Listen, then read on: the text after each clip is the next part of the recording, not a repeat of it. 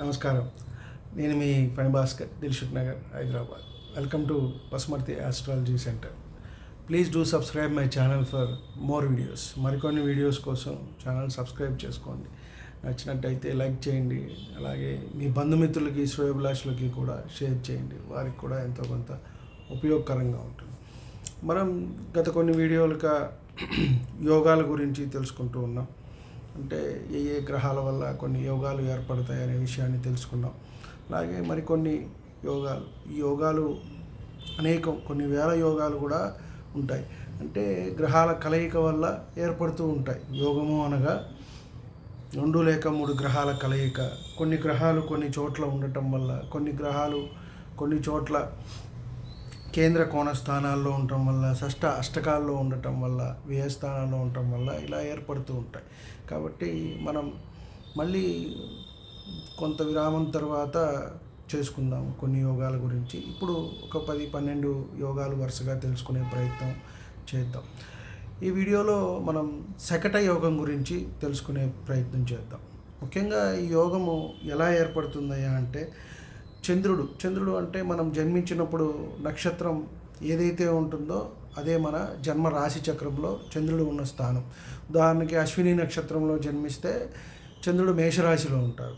అదే ఉత్తరాభాద్ర, పూర్వభాద్ర 4 రేవతిలో ఉంటే మీనంలో ఉంటారు.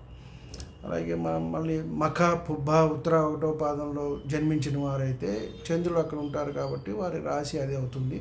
కాబట్టి చంద్రుడు ఎక్కడైతే ఉంటారో అదే మన జన్మ నక్షత్రం అవుతుంది. కాబట్టి అది మన జన్మ రాశి. ఏ నక్షత్రం మీద ఉంటారో అది మన జన్మ నక్షత్రము, ఏ రాశిలో ఉంటారో అది మన జన్మరాశి. కాబట్టి అక్కడి నుంచి మనకి చంద్రునికి 6ంట కానీ 8ంట కానీ బృహస్పతి ఉన్నట్టయితే, బృహస్పతి అంటే గురు భగవాన్, మనం చాలాసార్లు చెప్పుకున్నాం. మనకి రాశి చక్రంలో గురువు చాలా ఇంపార్టెంట్.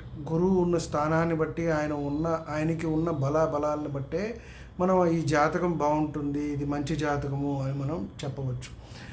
ఎలాంటి ఇబ్బందులు వచ్చినా వీళ్ళు దాని నుంచి బయటపడుతూ ఉంటారు. కొంత వాళ్ళ చేసే కృషి వల్ల, కార్యక్రమాల వల్ల వాళ్ళు జీవితంలో పైకి వస్తారు. ఏవైనా ఒడిదుడుకులు తిన్నా కూడా మళ్ళీ లేచి పైకి వెళ్తారు అని చెప్పవచ్చు. గురువు బాగుంటే కనుక, గురువు, రవి, చంద్రుడు ఈ ముగ్గురు ఎవరి రాశిచక్రంలో అయితే బాగుంటారో వాళ్ళ రాశిచక్రం 50% మనం బాగుంది అని చెప్పచ్చు. సో ఇక్కడ మనం చూసుకున్నట్టయితే ముఖ్యంగా శకట యోగం. ఈ శకట యోగం అనేది ఎలా ఏర్పడుతుంది అంటే, చంద్రునికి 6ంట కానీ 8ంట కానీ బృహస్పతి ఉన్నప్పుడు ఏర్పడుతుంది అన్నారు. అంటే ఇక్కడ ఈ కేంద్ర కోణాల్లో ఈ గురువు ఉండకూడదు. చంద్రుడి నుండి 6వ ఇంట్లో కానీ 8వ ఇంట్లో కానీ. మనకి షష్ఠ, అష్టమ, వ్యయాలు ఈ స్థానాలు మంచివి కాదు. 6వ ఇంట్లో ఉంటేనే గురువు మంచిది కాదు, లగ్నం నుంచి కానీ చంద్రుడి నుంచి కానీ. అలాగే 8వ ఇంట్లో ఉన్నప్పుడు కొంత ఆ భావానికి సంబంధించిన ఇబ్బందులు అనేవి వస్తూ ఉంటాయి అని చెప్తూ ఉంటాం.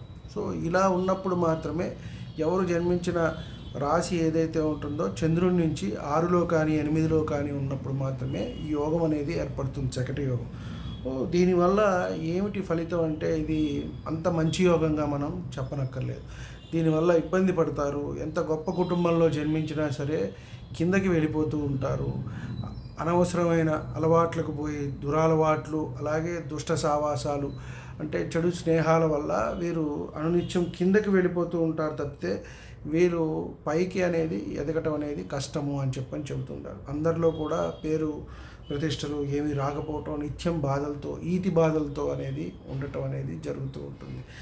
అలాగే వీరికి ఎంత మంచి స్నేహితులు ఉన్నా, ఎంత డబ్బులు ఇచ్చేవాళ్ళు ఉన్నా, పెద్ద వాళ్ళు తెలిసినా కూడా వాళ్ళ వల్ల వీరికి ఉపయోగం అనేది ఉండదు. నిత్యము ఇబ్బందులు అనేది పడుతూ ఉంటారు. కాబట్టి ఇలా ఉన్నప్పుడు ఆ స్థానాలకి సంబంధించిన కాస్త గురు భగవానికి స్తోత్రాలు చేసుకోవటం, అలాగే గురు ఆరాధన చేసుకోవటం, దక్షిణామూర్తి దత్తాత్రేయ స్వామి వారికి ఆరాధన చేసుకోవటం, గురుగ్రహానికి కొంత పరిహారం చేసుకోవటం అనేది ఎంతైనా చెప్పదగ్గ సూచన. ముఖ్యంగా మహర్దశ నడుస్తున్నప్పుడు మరికొంత ఇబ్బంది అనేది పెడుతూ ఉంటుంది. కాబట్టి శక్తి ఉన్నవాళ్ళు కనక పుష్యరాగం ధరించడం, లేదు గురుగ్రహ స్తోత్రాలు చేసుకోవటం, పారాయణం చేసుకోవటం, గురుచరిత్ర పారాయణం చేసుకోవటం, ఇలాంటివి చేసుకున్నట్టయితే కొంత దాని నుంచి, ఆ దశలో ఇబ్బందుల నుంచి కాస్త బయటపడే అవకాశం అనేది ఉంటుంది. నమస్కారం.